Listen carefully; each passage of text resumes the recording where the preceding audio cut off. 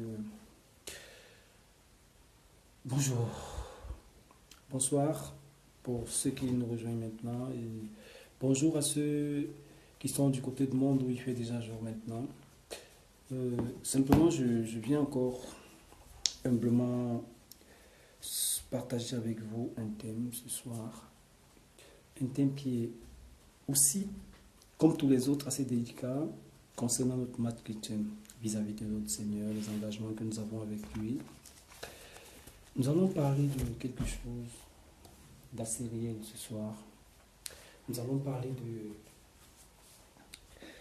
la communion que nous avons avec le Seigneur et du fait que des fois, il y a un problème que nous n'arrivons pas à résoudre dans notre relation et notre marche avec le Seigneur Jésus, qui est lié à ce que lui il attend que nous puissions faire pour être en communion parfaite avec lui. Nous allons ouvrir nos Bibles dans le livre de 2 Chroniques, chapitre 7, à partir du verset 13. La Bible dit, « Quand je fermerai le ciel et qu'il n'y aura pas de pluie, quand j'ordonnerai aux sauterelles de dévorer le pays, quand j'enverrai la peste contre mon peuple. » Au verset 14, la Bible dit, « Si mon peuple sur qui est invoqué mon nom s'humilie, prie et recherche ma face, s'il revient de ses mauvaises voies, moi je l'écouterai des cieux, je lui pardonnerai son péché et je guérirai son pays. » Je vais relire ce texte. Au verset 13 de 2 Chroniques, chapitre 7. « Quand je fermerai le ciel et qu'il n'y aura pas de pluie, quand j'ordonnerai aux sauterelles de dévorer le pays, quand j'enverrai la peste contre mon peuple, si mon peuple sur qui est invoqué mon nom s'humilie, prie et recherche ma face, s'il revient de ses mauvaises voies, moi je l'écouterai des cieux, je lui pardonnerai son péché, je guérirai son pays. » Je vais prier avant que nous écoutions la parole de Dieu. Père, je te bénis et je te rends grâce parce que ce moment, il t'a plu que nous venions encore partager quelque chose de particulier provenant de tes saintes écritures, ces écritures qui nous éduquent, qui nous informent au quotidien sur ce que nous avons à faire pour être en parfaite harmonie avec toi, pour corriger les imperfections de nos vies et améliorer notre marche avec toi. Merci Seigneur parce que ce n'est plus moi qui vis maintenant, mais c'est ton esprit qui est actif et qui viendra encore nous éduquer tous pour que nous puissions obtenir quelque chose de toi ce soir. Que l'honneur et la gloire te soient rendus au nom de Jésus. Amen. Je vois jaillir de terre et de l'eau. De l'eau comme dans un jet d'eau. Ça veut dire que ce soir, Dieu veut parler à quelqu'un particulièrement pour faire sortir de la léthargie, pour séparer des difficultés qu'il est en train de traverser. Ce message est un message qui va délivrer une personne aujourd'hui. C'est comme un jet d'eau qui sort d'une terre où il était enfermé et comme si de l'eau était en train de forcer le passage pour pouvoir jaillir. Vous voyez comme quand un tuyau d'eau est cassé dans un quartier, la façon dont cette eau jaillit parce qu'elle était étouffée et elle trouve un passage. Que ça s'accomplisse dans la vie de quelqu'un ce soir. Dieu veut faire sortir de terre ce qui était caché. Et le temps est venu où la parole de Dieu qui était étouffée va commencer à porter des fruits dans la vie des uns et des autres.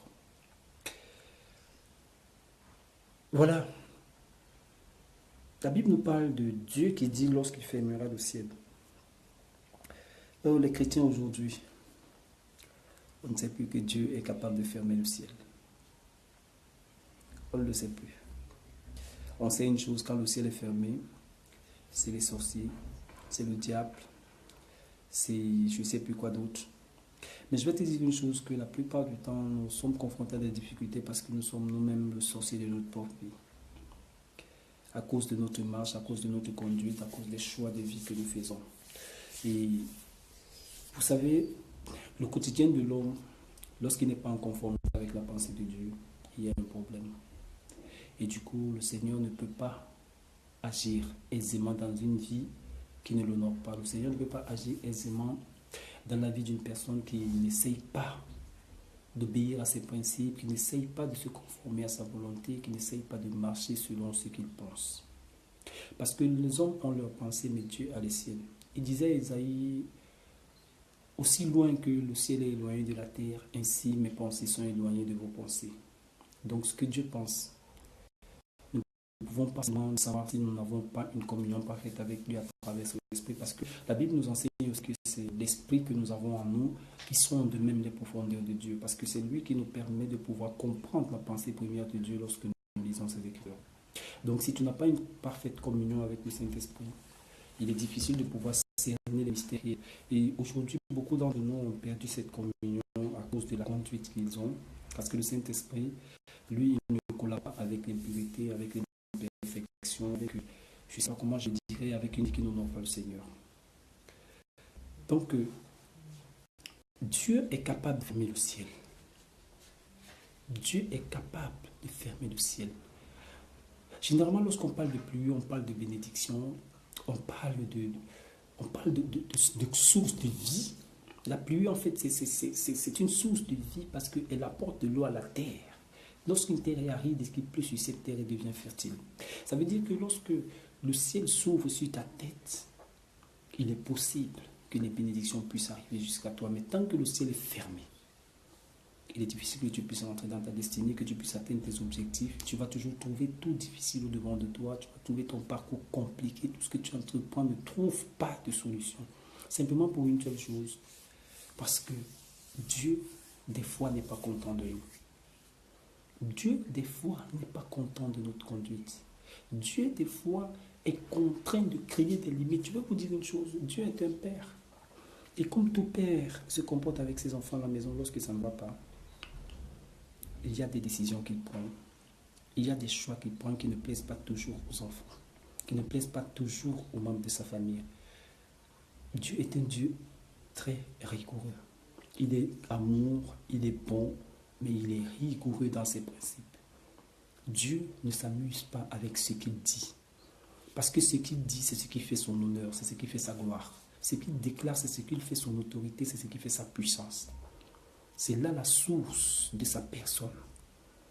Cette personne de Dieu, c'est-à-dire l'être qui est au-dessus de tous. Si un être qui est au-dessus de tous n'a pas l'autorité nécessaire pour prendre des décisions et nous contraindre à suivre sa parole, il va perdre d'autorité sur nous.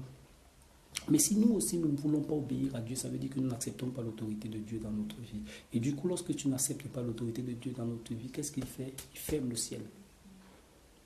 Dieu ferme le ciel. Amen. Dieu ferme le ciel.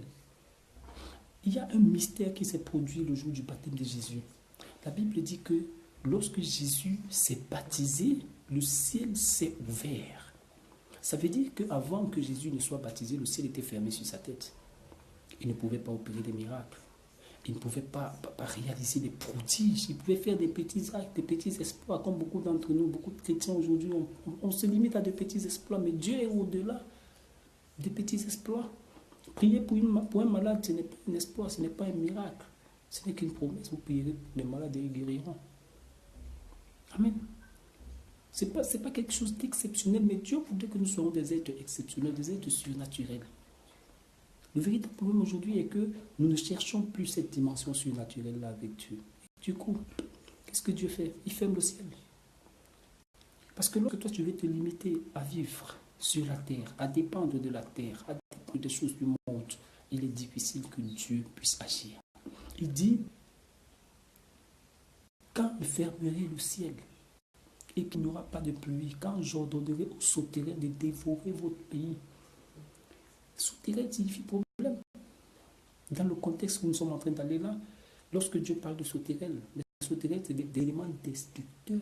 C'est des éléments qui viennent pour détruire des plantations. Les plantations, généralement, c'est le symbole d'une bénédiction.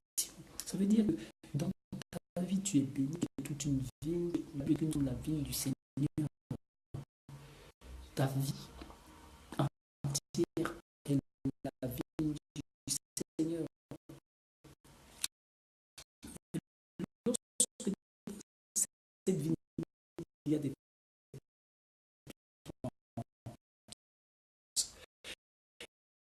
et ces plantes sont mal entretenues, qu'est-ce qui se passe? Bénédiction que ne pas dit. C'est une vérité qu'il faut connaître. Il ne faut pas penser qu'à chaque difficulté, c'est vrai, là, il a le pouvoir de Dieu. Celui qui a le pouvoir sur les enfants de Dieu, c'est Dieu. Donc c'est Dieu qui a le pouvoir de fermer le ciel de ta vie. C'est Dieu qui a le pouvoir d'envoyer les souterrains dans ta vie. C'est Dieu qui a le pouvoir d'ordonner que rien ne marche quand tu n'es pas en train de lui obéir. Le diable n'a aucun pouvoir sur toi, mon frère, ma soeur. Le diable, qu'est-ce qu'il fait? Il se réjouit de la souffrance des enfants de Dieu qui refusent d'obéir à Dieu. C'est pourquoi lui, il vient pour te pousser dans la désobéissance, dans le désordre, parce qu'il sait qu'il n'a aucun pouvoir sur toi. La seule ruse et la seule astuce qu'il utilise, c'est venir t'inculquer des choses qui ne vont pas honorer celui que tu adores. Ça signifie que lorsque tu refuses d'adorer ce Dieu, lorsque tu refuses de l'honorer par ta conduite, lorsque tu refuses de lui obéir au quotidien, le diable en profite pour venir encore t'insuffler la désobéissance. Et lorsque le diable t'insuffle la désobéissance, celui qui c'est ton père. Le diable n'a pas de pouvoir sur un enfant de Dieu. Arrêtons d'aller chercher le mal là où il ne se trouve pas. Le mal se trouve dans notre conduite. Nous qui avons accepté le Seigneur Jésus, le diable a perdu le pouvoir sur nous. Si nous continuons à penser que le diable peut encore attaquer un enfant de Dieu et l'atteindre, c'est que nous-mêmes, nous ne savons pas qui nous sommes. Mais si tu sais qui tu es, tu comprendras que cet être-là qui se dit être puissant n'a aucune puissance devant un enfant de Dieu. Parce que le Seigneur nous a dit, j'ai lu dans le livre de Luc 10, 19, le Seigneur dit, il nous a donné le pouvoir de marcher sur les serpents, les scorpions et toute la puissance de l'ennemi et rien ne pourra nous nuire. Donc, ça signifie que lorsque tu as reçu le pouvoir d'être enfant de Dieu, qu'est-ce que la Bible dit dans le livre de Jean chapitre 1? Il dit, à ceux qui l'ont reçu, il a donné le pouvoir de devenir enfants de Dieu. Et le pouvoir qu'il donne aux enfants de Dieu, c'est quoi? C'est de marcher sur les serpents, les scorpions et toute la puissance de l'ennemi. Donc, lorsqu'on dit de marcher sur, il ne dit pas de marcher dans, ou de marcher à côté, ou de marcher avec, mais il dit de marcher sur. Ça veut dire qu'ils sont en dessous de nous. Il avait dit au Seigneur, je ferai de tes ennemis ton marchepied. À chaque il a dit au Fils de l'homme, je ferai de tes ennemis ton marchepied. Donc il a dit, tu restes à ma droite jusqu'à ce que je fasse de tes ennemis mon marchepied. Ça veut dire qu'aujourd'hui, le Seigneur qui était à la droite, il est descendu sur terre pour venir te donner cette autorité de faire de tes ennemis ton marchepied, de faire du diable ton marchepied, de faire des agents sataniques ton marchepied, faire de tout ton village ton marchepied. Il est impossible qu'il puisse t'atteindre, toi qui es enfant de Dieu. Si t'atteins, c'est que tu as ouvert une porte. Si aujourd'hui tu ne marches pas, tu ne réussis pas, c'est parce que tu n'es pas en train d'obéir au Seigneur. Et Dieu, quoi? Il ferme le ciel. Et lorsque le ciel est fermé, tu es maintenant où? Tu n'es plus en contact avec Jésus. Tu es exposé au combat. Et le diable va en profiter pour te martyriser parce que tu es dans un monde où lui aussi il a été précipité. Donc il y a un duel entre l'homme et le diable. Et le diable utilise la ruse pour empêcher l'homme d'être plus puissant que lui sur cette terre. Donc enfant de Dieu, je vais t'exhorter aujourd'hui à pouvoir encore réveiller ton esprit.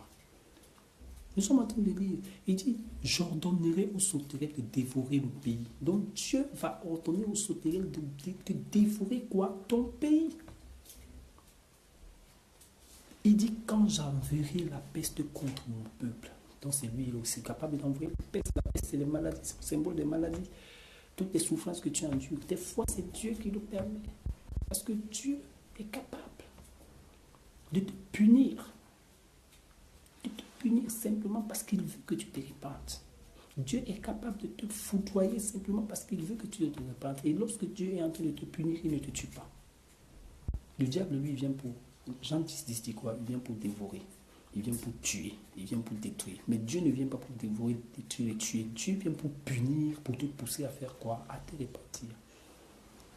Nous allons mieux comprendre en lisant le verset 14. La Bible dit, si mon peuple sur qui mon nom est invoqué. Donc après avoir dit, quand il fermera le ciel, quand il n'y aura plus de pluie, quand il ordonnera aux sauterelles de te dévorer, quand il enverra la peste contre son peuple, il dit, si le peuple sur qui son nom est invoqué. Vous comprenez un peu quelque chose? Ça veut dire que lorsque le nom de l'Éternel est invoqué sur toi, lorsque le nom de l'Éternel est invoqué sur une église, sur tout un peuple, qu'il n'attend que la repentance réelle de ce peuple pour qu'il puisse rentrer dans sa vie. Parce que lorsqu'on est en voie d'existence, c'est la misère dans la vie. Son déclaré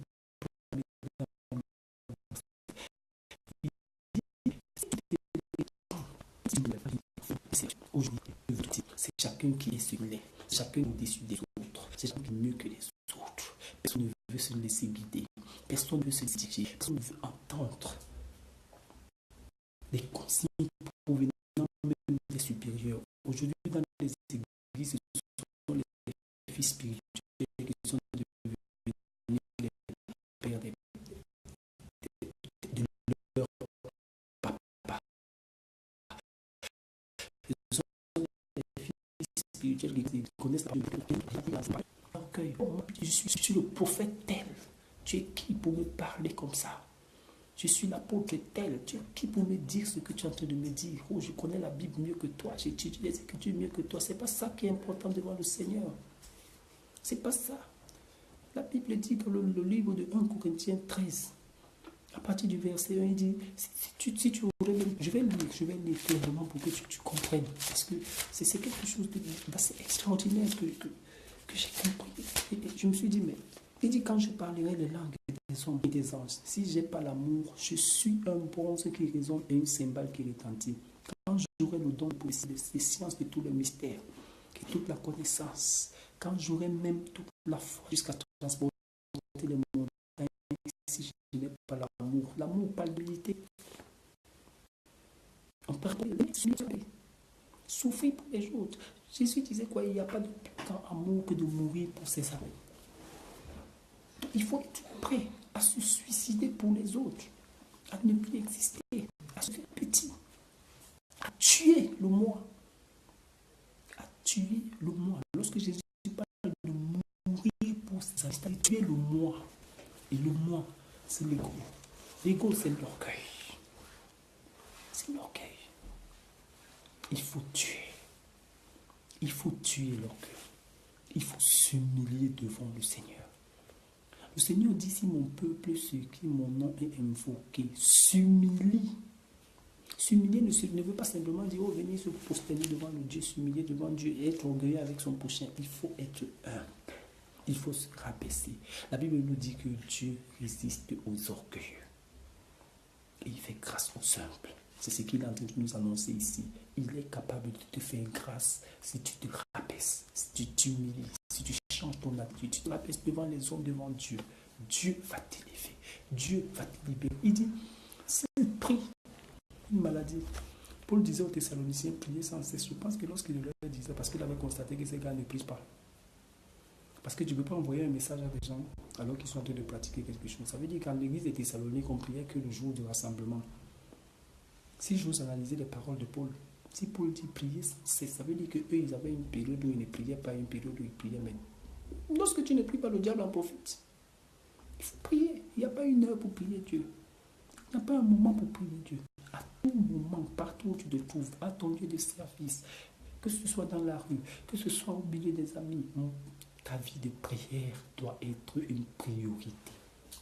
Tu ne dois pas t'arrêter de prier. Chante des cantiques pour l'Éternel. Adore l'Éternel. Élève la voix de l'Éternel. Jeûne. Sanctifie-toi. Lis la parole de Dieu. Prive tous tes plaisirs du monde. C'est ce que Dieu te demande de faire. Il dit, si tu t'humilies et tu pries. Et tu pries. Une personne qui ne prie pas ne peut pas détruire les semences d'orgueil dans sa vie. Une personne qui ne prie pas ne peut pas détruire le mal en lui. Une personne qui ne prie pas ne peut pas chasser le mal et le péché originel en lui. Nous sommes pécheurs foncièrement. David disait, je suis né dans le péché. Nous avons hérité cela d'Adam depuis le jardin d'Éden. Nous avons hérité cela de nos parents. Si nous ne prions pas, le péché qui est en nous va crier plus fort que notre vie, va crier plus fort que notre communion avec le Seigneur. Et nous serons obligés d'aller tomber dans des travers, aller suivre des voies qui ne n'ont pas Dieu, adopter des attitudes qui ne sont pas en conformité avec la pensée de Dieu, contrairement à ce que Dieu demande de faire. Nous devons demeurer dans la prière. Nous devons prier sans cesse. La Bible dit de prier sans cesse. Et Dieu a dit, après avoir envoyé toutes ces colères, toute cette misère dans ta vie. Qu'est-ce qu'il dit? Il dit que mais si tu m'as prié, si tu t'humilies, si tu recherches la face de Dieu, là, tu trouves Dieu.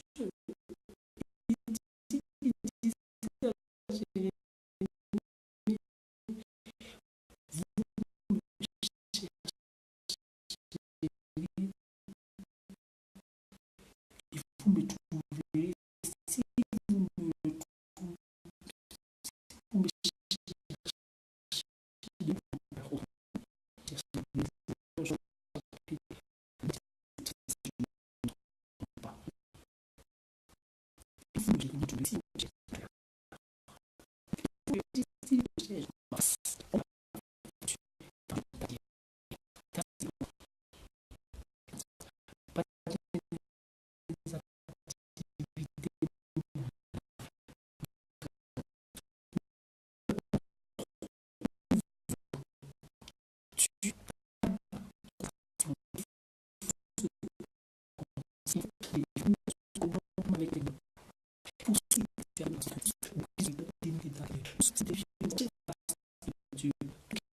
Dieu l'ont tout. Ceux qui vont chercher le pouvoir. Moïse, parce qu'un jour, c'est si il arrivait à tu as cherché Dieu pendant 21 jours, 21e jour, l'ange de Dieu s'est manifesté. Tous ceux qui ont cherché Dieu l'ont trouvé. Ils l'ont trouvé. Ils l'ont trouvé. Jacob a cherché Dieu, il l'a trouvé. Isaac a cherché Dieu, il l'a trouvé. Abraham a cherché Dieu, il l'a trouvé. Toi aussi, si tu cherches Dieu, tu l'as trouvé. Il dit, si tu recherches sa face, et constate que tu veux le voir véritablement. Dans le psaume 53, la Bible dit que Dieu est désolé parce que du haut des cieux, lorsqu'il regarde sur la terre parmi les fils de l'homme, il dit qu'il ne trouve personne qui soit assez intelligent pour le chercher. C'est ça le problème de l'Église aujourd'hui. On ne cherche pas Dieu. Nous ne cherchons pas Dieu. Nous voulons vivre Dieu, mais nous ne le cherchons pas. Mais Dieu se laisse trouver par celui qui le cherche. Dieu se laisse trouver par quiconque le recherche. Si tu te mets à chercher Dieu, tu vas le trouver. Il suffit de décider, de prendre la résolution de dire maintenant, il faut que je trouve Dieu, tu vas le trouver. Tu vas le trouver. Dieu est avec nous. Il est permanemment autour de nous. Il est là. Et il faut le chercher pour rentrer en contact avec lui. Parce que ce n'est que ce qu'il attend. Il nous tend la main au quotidien. Il nous tend la main au quotidien. Il nous tend la main au quotidien. Il dit, répentez-vous mon peuple, venez à moi. Il nous tend la main au quotidien. Il faut que nous cherchions le Seigneur. Il faut le chercher. Il dit dans sa parole, si vous me cherchez de tout votre cœur, qu'est-ce qu'il a voulu nous dire ici? Il nous donne 3 conditions. Il dit la première, il faut s'humilier. La deuxième, il faut prier. La troisième condition qu'il est en train de nous donner, c'est de le rechercher. Après avoir cherché Dieu, Dieu est en train de nous dire, c'est alors là qu'il faut prendre la décision de se repentir de tes mauvaises voies. Parce que tu ne peux pas véritablement te repentir s'il n'y a pas de communion entre Dieu et toi. Je vais te scandaliser aujourd'hui. Parce qu'il y a quelque chose que je vais te faire comprendre, c'est que lorsque tu décides de te repentir, tant que ta communion avec le Seigneur n'est pas établie, tu vas retourner dans ta vie passée. Parce que tu vas manquer de pouvoir. Tu n'as pas acquis le pouvoir d'être enfant de Dieu, tu ne peux pas te comporter comme un enfant de Dieu. Tu n'as pas acquis le pouvoir d'être fils de Dieu, tu ne peux pas te comporter comme un fils de Dieu. Tu vas demeurer dans ta situation d'antan parce que lorsque tu n'as pas encore trouvé Dieu, il est difficile de se repentir de ces mauvaises voies. Parce que c'est quand tu trouves Dieu qui t'enseigne ce que tu dois faire. C'est quand tu trouves Dieu qui te dit ce que tu dois faire. Moïse a obtenu la loi sur la montagne. Moïse marchait avec le peuple de Dieu, selon les directives de Dieu. Mais dans le désert, il ne savait pas comment diriger le peuple de Dieu. Lorsqu'il a fallu qu'il aille chercher Dieu, qu'est-ce que Dieu lui a dit? Ok, maintenant que tu m'as trouvé, je te donne ma loi. C'est par cette loi que tu vas diriger ce peuple. C'est conformément à ce que je te dis que ce peuple doit marcher pour être en communion avec moi. Donc tu ne peux pas rentrer en communion avec le Seigneur, tu ne peux pas changer de vie, tu ne peux pas savoir ce qu'il y a lieu de faire si tu n'as pas encore créé une intimité avec Dieu. Donc il faut le chercher. C'est l'Esprit de Dieu en nous qui nous donne la capacité de pouvoir nous repentir. C'est l'Esprit de Dieu en nous qui nous donne la capacité de pouvoir abandonner la vie passée. Nul ne peut cesser de pécher s'il est convaincu par l'Esprit de Dieu en lui. Donc si tu n'as pas l'Esprit de Dieu en toi, tu vas demeurer dans ta vie passée. Donc il faut chercher Dieu. Il faut chercher Dieu avant de penser à la repentance. Vous savez, Quand Jésus disait répandez-vous, le royaume des cieux est proche, personne ne comprenait. Ils s'en foutaient. Mais le jour de la Pentecôte, la Bible dit lorsque Pierre a commencé à prêcher, 3000 personnes se sont répandues. Écoutez bien, après la repentance, ils se sont fait baptiser. Mais la Bible dit que c'est après avoir été baptisés, après qu'ils aient reçu le Saint-Esprit, qu'ils ont compris qu'il faut qu'ils commencent à vivre en communion d'esprit. Et quand ils ont commencé, il y a des personnes qui étaient Dieu parce qu'ils ont gardé leur film.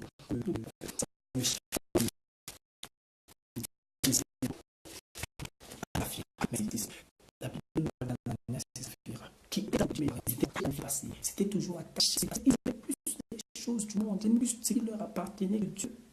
Ce qui fait que, au moment où ils se sont retrouvés de vouloir tromper les autres, ils ont été foudroyés par Dieu. Tu ne peux pas devenir un bon chrétien si tu cherches la face de Dieu.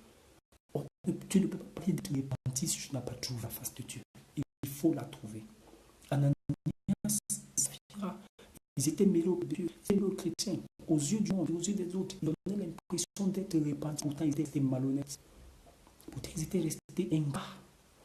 Pourtant, ils étaient restés tricheurs. C'est ça le cas aujourd'hui dans l'église. Beaucoup d'entre nous, ils donnent l'impression au monde d'être repentis, mais ils sont toujours hypocrites. Ils sont menteurs. Ils sont tricheurs, fornicateurs, malhonnêtes et tout ce qu'ils sont. Il faut se repentir. Il faut se repentir. Il faut se repentir. Mais la repentance n'est pas possible sans l'Esprit de Dieu.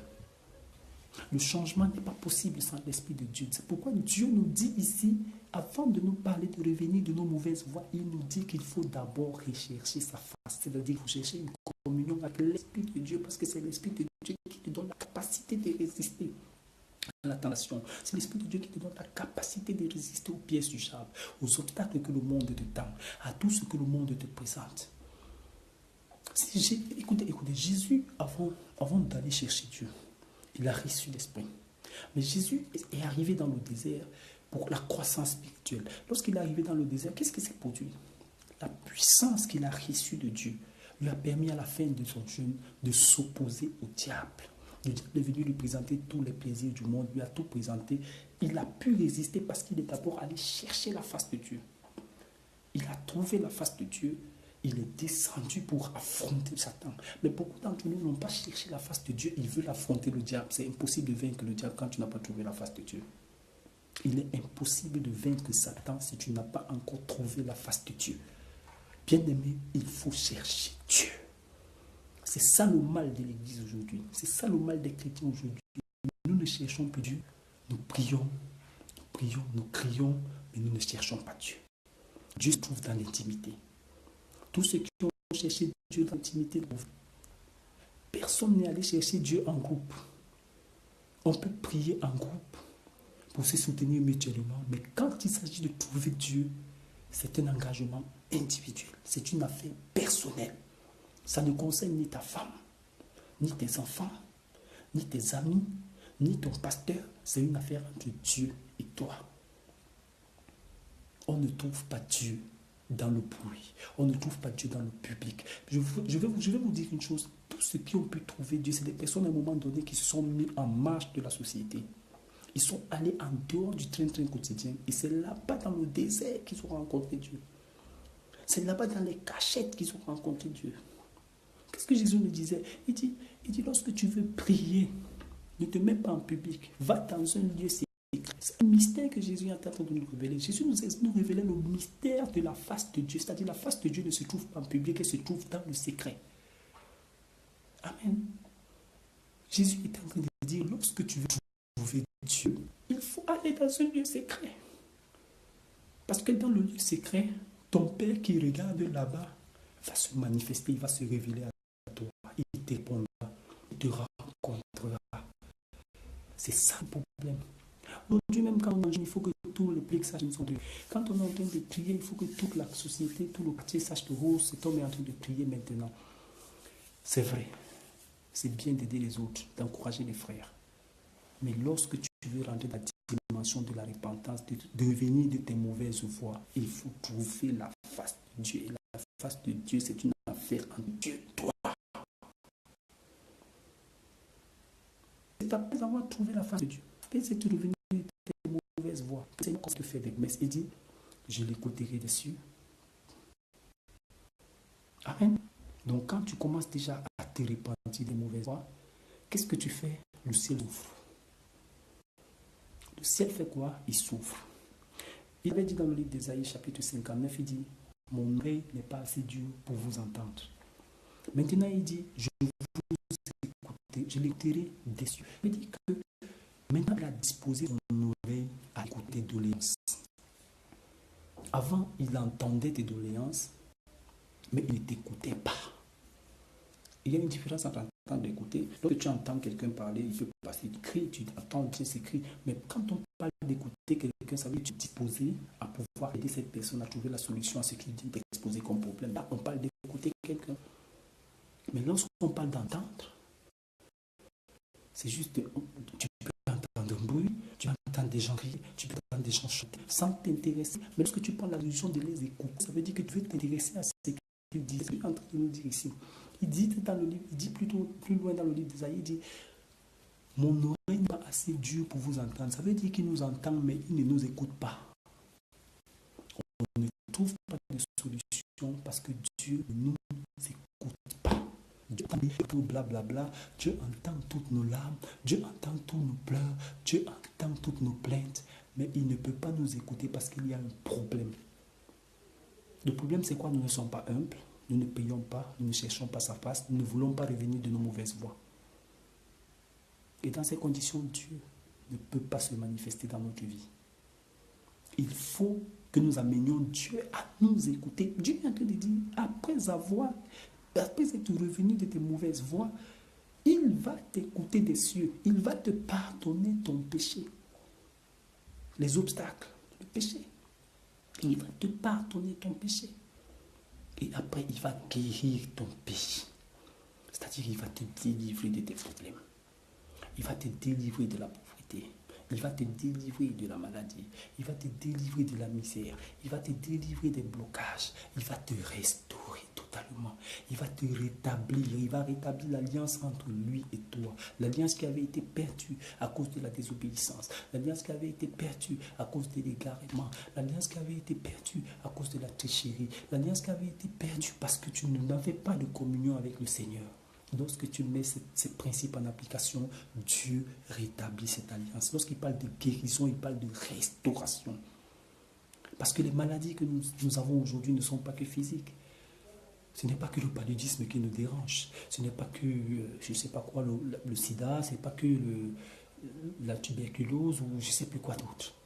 Mais la véritable maladie des enfants de Dieu est typiquement spirituelle. C'est-à-dire que nos finances sont attaquées.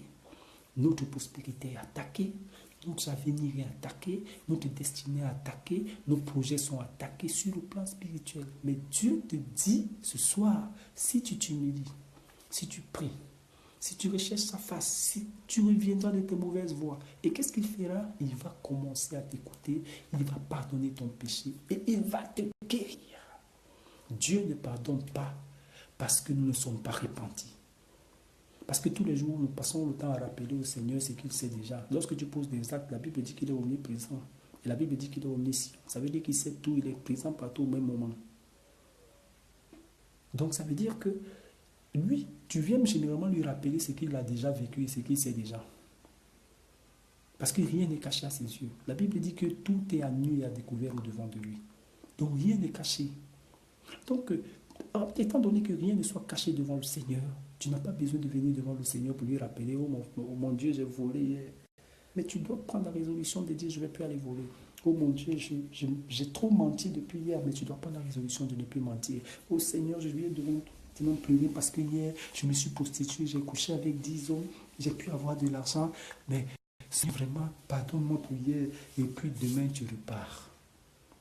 Dieu a besoin d'un cœur sincère, qui le recherche véritablement. Et c'est lui qui te donnera la force d'abandonner ton péché. Et après avoir abandonné ton péché, il va te pardonner et te guérir. C'est-à-dire te restaurer, te donner la victoire que tu recherches. Sans la force de Dieu, sans la puissance de Dieu, sans l'autorité du Saint-Esprit, tu ne peux pas y arriver. Tu as besoin du Seigneur. Tu as besoin du Saint-Esprit. Cherche-le dans le jeûne. Cherche-le dans la prière. Demande. Il disait dans le livre de Luc, chapitre 11, je crois que c'est Luc chapitre 11, à partir du verset 9, si je ne me trompe, nous allons le voir. La Bible nous dit, dans Luc chapitre 11, je crois, il dit, qu'est-ce que la Bible dit? Luc chapitre 11. Voilà. Et moi, je vous demandais, et l'on vous donnera, cherchez, vous trouverez, frappez, et l'on vous ouvrira. Ok, qu'est-ce qui m'intéresse? Il dit dans le verset 13, si donc vous qui êtes mauvais, vous savez donner de bonnes choses à vos enfants, à combien plus forte raison le Père Céleste donnera l'Esprit Saint à ceux qui lui demandent. Demande l'Esprit Saint au Seigneur. Demande au Seigneur cet esprit qui donne la force. Demande au Seigneur cet esprit qui apporte la victoire. Demande au Seigneur cet esprit qui détruit le péché. Demande au Seigneur de te donner cet esprit qui est le sien. Que cet esprit qui te guide, qui peut te diriger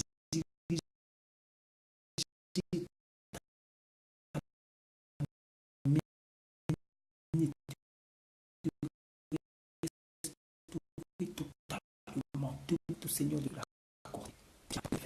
Pour empêcher d'avancer. Qu'est-ce que la Bible nous dit le jour de la Pentecôte, lorsque Pierre a reçu le Saint-Esprit, il s'est levé, il a fait un discours. Pierre qui avait peur de parler. Pierre était le plus peureux de tous les disciples de Jésus. C'était un faux courageux. Parce qu'en fait, vous voyez quelqu'un qui dit au Seigneur, Seigneur, je suis prêt à mourir avec toi.